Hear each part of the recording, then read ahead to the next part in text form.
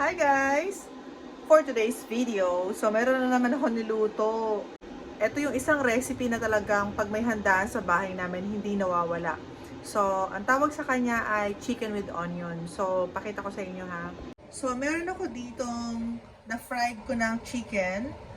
So, gumamit ako ng W sauce or yung Worcestershire sauce. Meron akong red chili, white onion, and onion spring or leek. Either, pwede. So, meron din akong oyster. So, gawin na natin. Kailangan muna nating igisa yung onion dito sa pan with oil. So, dalawang onion to. White onion.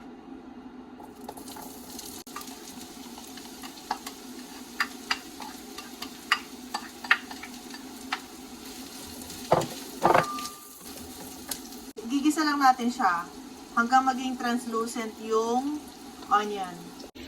So, yan. So, habang naghahantay tayo maging translucent yung onion, buo ko.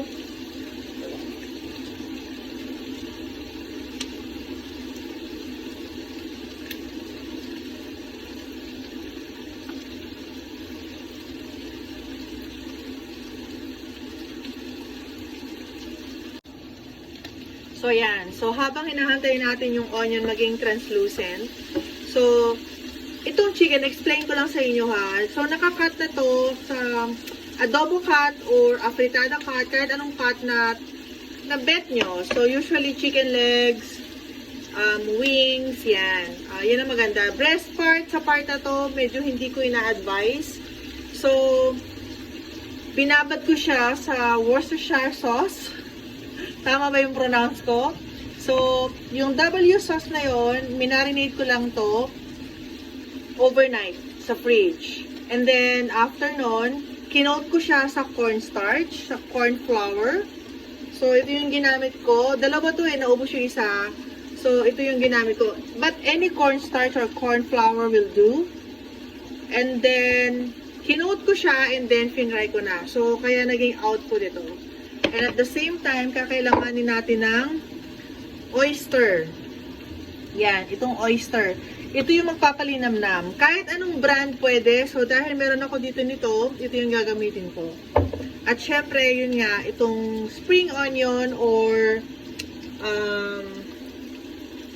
leeks. Onion leeks, pwede rin yan. So, ang tagal. Naamoy ko na. Medyo laki na ito. So, so, tingnan natin. So, maingay pala yung ano bang tawag dito? Sa hood. So, yan. So, antayin lang natin at hopefully masarap. First time ko itong lulutuin, pero yung brother ko at yung sister ko, palagi nila itong niluluto. And, I remember years back, kapag may handaan sa bahay, tapos may nagluluto, isa ito talaga sa hindi nawawala. At hinahanap-hanap talaga ito ng mga tao. One time, that was 2012 or 2014, nagdala ako sa office. Noong nag-work ako sa Bulacan. Nagdala ako nito at sobrang nagustuhan nila. So, luto yun ng ate ko. So, hopefully, magaya ko yung lasa niya. So, let's wait. So, pag medyo translucent na yung onion, yan, kung nakikita nyo, pwede ko nang isama itong spring onion. Meron akong Band-Aid kasi na paper cut ako. So, pag well mixed na siya, ilalagay ko na itong chicken.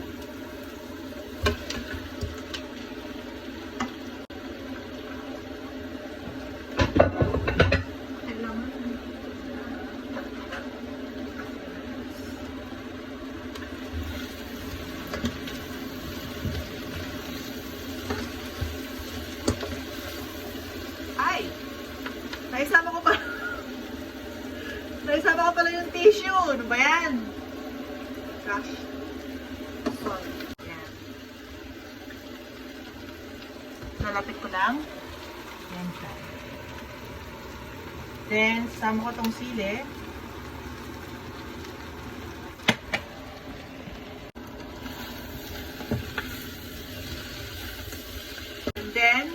syempre, yung pinaka-importante yung oyster. So, meron ako maliit dito, yung muna yung gagamitin ko.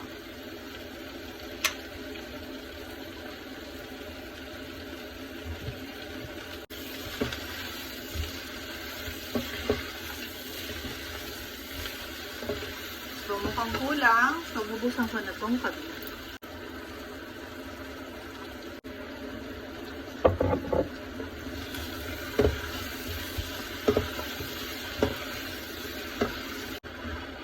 Pag well mixed na siya, lalagyan ko siya ng sesame oil. So, para mabango.